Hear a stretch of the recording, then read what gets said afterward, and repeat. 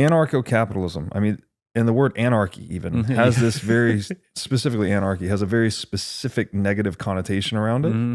You know, this is what most political rhetoricians would say. Like, if we don't do this, pass this law or print this money, things will descend into anarchy. Yeah. And like, it's just synonymous with chaos and uncontrolled violence, I guess.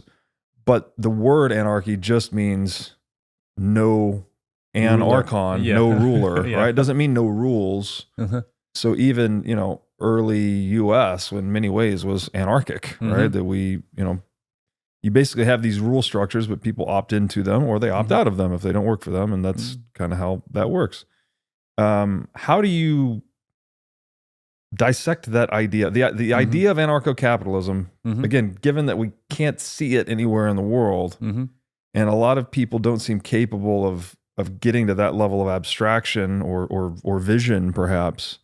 How can we ever hope to invite the masses into an anarcho-capitalistic future if they can't even fathom it and there's nothing to point to? Yeah, I would first of all rebrand anarcho-capitalism to decentralized capitalism. Yeah, because I think that has better connotations. And if we're talking about rhetoric, well, anarchy is rhetorically pretty terrible, right? Yes. Like it's got too many bad connotations associated with it. Decentralized capitalism seems to me the better branding. And I would say that, we've seen how it works in Bitcoin. And that's, I think, something very positive, where you don't have a central Vitalik Buterin or Charles Hoskinson telling other people, here's the roadmap we're going to do. And of course, they've all been disasters, and they don't keep their promises, and they end up doing, kind of self-serving things and so on. Whereas, in Bitcoin, you have entire companies that are creating things off of Bitcoin. They're not rent seeking or being subsidized by some central foundation and so on. And it keeps developing, right? Like we just had like an ARC transaction on mainnet, and they're able to do that without any softworks or whatever. And that that sort of like permissionless innovation, it shouldn't be called anarchy per se. It's decentralized, and it works great. It sort of allows the brilliance and genius of each individual to like sort of come to pass. So so instead of sort of defining ourselves as defining this alternate system as a negative thing, right? Like without rulers or something like that.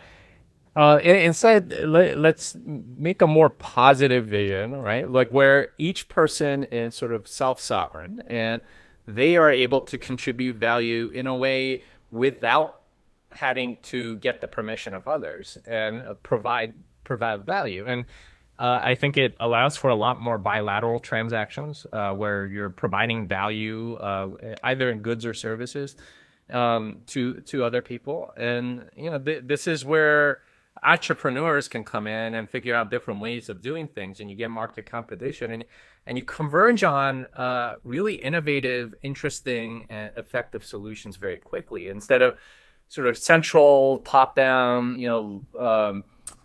ruler-based systems where instead of discovering good systems, right, or good solutions, you have sort of, we think this might work. Let's just see what happens, and then a lot of people suffer in the meantime, and they might not ever converge to the solution because they're rent seekers around the current system, and they don't want to offset the Apple Card and so on. And this happens in fiat money all the time. That sort of vision should be maybe called like centralized capitalism or something like that, or it has all sorts of vulnerabilities and cancerous growth and so on. I think decentralized capitalism could definitely be something that maybe people would sign on to, and because we have this example in Bitcoin, and we can see how it's worked. Maybe that's impetus to try a little bit more and sort of slowly extend from there. Bitcoin is the most purely capitalistic or decentralized capitalistic thing we've ever done, basically. Prior to that, I guess, is the internet. Prior to that, I guess, is like the U.S. constitutional republic. So when it's been growing by leaps and bounds, but then you also have the point of comparison. It's also a good way to dismantle the shitcoin argument. Like it's centralized capitalism, even though it's more like socialism in a way. I mean, not necessarily. They're not really violating a property, I guess. They're just Well, it's more authoritarian, right? They've sort of assigned themselves a political authority over the protocol, and that's ultimately what they've done. Is, hey, we're gonna make the system this way, and y'all can't do anything about it. And I don't know why anyone would sign on for that, especially given their track record, but that seems to be the case. Yeah, the only marginal, I guess, improvement over traditional fiat will be you can opt out more easily than you can of the fiat system. That's a great idea. I also thought, instead of calling it, fascism, communism, democracy, statism, like, well, let's just call it coercivism. It's like you need uninitiated coercion to get it to work, whichever model you're running. And so that would awaken people more to the reality of what this thing is. Because then you get these silly arguments where you're like, oh no, it's fascism. Oh no, it's communism. That's not socialism. It's like, guys, there's a common denominator between all these things. And no matter which one you're arguing for or against, you're arguing for or against uninitiated, legalized, institutionalized coercion. And that is a problem, right? Because then you run into the moral argument in a way that just, there's no way around it, right? It's never going to be moral, no matter which way you spin it. Because you're saying we need to bludgeon these people over the head to get them to do what the plan says. And for a long time, that was called tyranny. Right? Yes, exactly. And there was sort of like this line between tyranny and non-tyranny, and natural rights. If you respect natural rights, it wasn't tyranny. If you did, then it wasn't tyranny. And that was how it was separated. But this idea of natural rights has not been very popular more recently, largely because I think the powers that be, the elites, the regime or whatever, they've sort of like played down this idea of tyranny and like sort of rebranded it and called it just sort of directing the economy or something that, or sort of guiding things, public-private partnerships. Sort of like give you this image of them being like Moses, like leading them out of the way, or something like that. But in reality, it's actually tyranny, and I think that we should probably call it that because that's what coercion is. It's tyranny. Yeah, no, bingo. And then also, while they've sort of softened that side of the field, they've also co-opted, libertarianism has now become a political party. It's like, wait a minute, that's not what that was supposed to be. So yeah, it is funny how it's just a language game. It creates, we're battling for, what did Ayn Rand say something about philosophy? Like you're battling for the mind of man in a way, but it's not, battle's kind of a bad metaphor because you're not trying to storm someone's mind and take it. It's like you're inviting them in with logic and rational argumentation. And so, I guess the statists just can't win on that terrain. So they always try to devolve the conflict into the domain of emotional, whatever you call that, emotional rhetoric. I mean, right? It's and their weapons are mostly propaganda in that score, and it's unfortunate because I think Aristotle identified that most people are convinced by rhetoric. So in a democracy, you're almost always going to see rhetoric dominate, just because that's how most people are wired. It's actually very uncommon for people to be devoted to dialectic and actually be argued into things. Although many people have the conceit that they are one of those people, and then you see actually how they argue or how they what appeals that they make, and you clearly see that they're rhetoricians.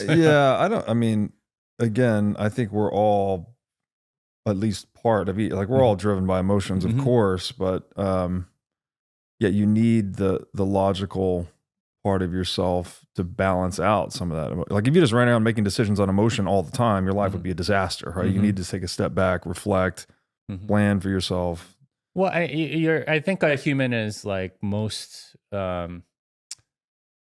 happy or most sort of have inner peace if your rhetoric and dialectic are aligned. Yes, right? yes. So Heart, mind, resonance. yeah, and but that takes a lot because the inner self can't necessarily be conformed to the rhetoric that you're spouting. It has to come from truth. Yes. Yeah. So that dialectic and rhetoric alignment is actually quite difficult unless you let the dialectic take the lead. If you let the rhetoric take the lead, then you get into a lot of rationalization, mental gymnastics, things like that. And unfortunately, that's where most people are because they value safety so much, or they value being in the in group so much, and they're this I think also is part of why so many people are so anxious today, because if the threat of being in the out group is always sort of ever present, of course you're going to be anxious because what if I get canceled? What if I and that's an unfortunate reality that most people are just deathly afraid of in a fiat economy, because if you are cut off from the in group and you have like a job at an investment bank, or any fiat job, you could very much get canceled. And now what do you have? But I don't know. Like I don't have anything. Oh, what am I gonna do? And that's a very like unfortunate place to be. And I get why people are like that, but it's part of democracy, part of sort of the system that we have set up, that people are so influenced by rhetoric. So that's what gets played to. If we had a different system, maybe one that's more based on a ruling elite or something, maybe it would be a little more dialectical. I don't know. And that's not to say that it's necessarily better. But like the current system that we have is largely based on rhetoric, just because that's how most people are wired. Yeah. No, it's a great point. And then the rhetoric is self-deception in a way, right? It's either you're buying into someone else's rhetoric, which is deceptive by definition, or you can also deceive yourself. And that is, Vervaeke often says self-deception is like the opposite of wisdom in a way, right? Like wisdom is seeing your own self-deception and overcoming self-deception. It's one major component of it.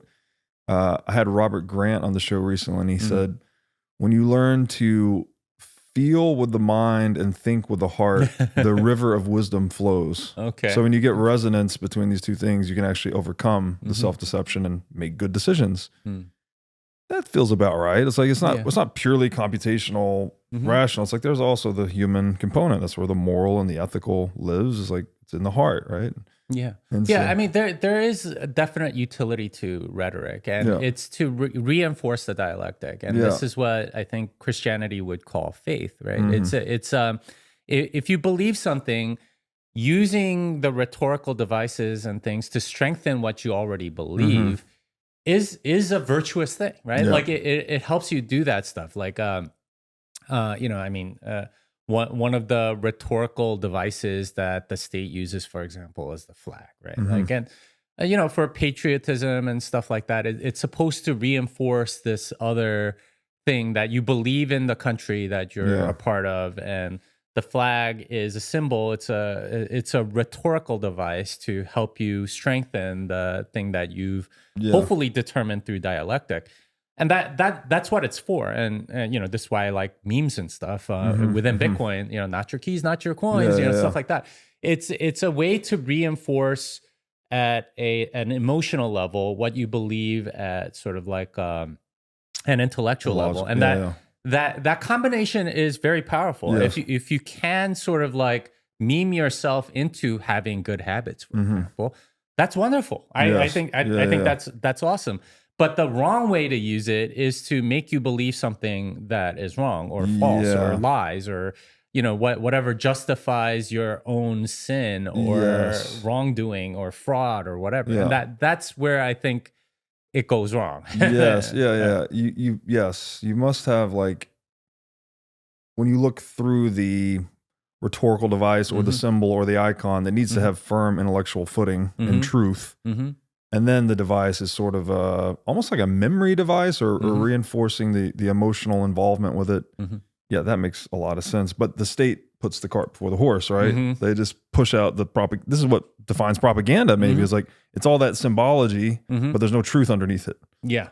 And it's really tricky with propaganda because it's so close to the truth, right? And like the best propaganda, they don't say any lies. They just tell you the truth that they want you to know, and they don't give you any of the other side. Yeah. And that it's a way of manipulation, sort of like at an emotional level, so that you're turned away from what you already believe, which is why like so much of propaganda is so dangerous. And I don't understand like the people that are, you know, they like a lot of libertarians, for example, they'll say, oh, you know, I read the New York Times to know what the opposite side is thinking.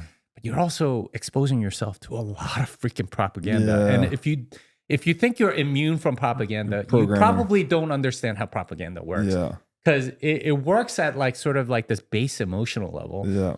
And if you're not careful about the propaganda that you're consuming, like you will get influenced. And I've seen a lot of people, so you know, supposedly libertarian, that like veer left as a result of that, right? They get influenced by propaganda so much, and maybe there is some level of fear in them of, oh, maybe I should be with this group because you know that's more secure, or you know they sort of act like they're outside it, but they're really in it, and so on. And it becomes this intellectually dishonest game that they end up playing to sort of justify why they want to be in this in-group. And you can see the mental gymnastics when they talk. And it's actually quite horrible. But this is why it's like, I don't agree with the assessment, oh, we should hear from all sides and blah, blah, blah.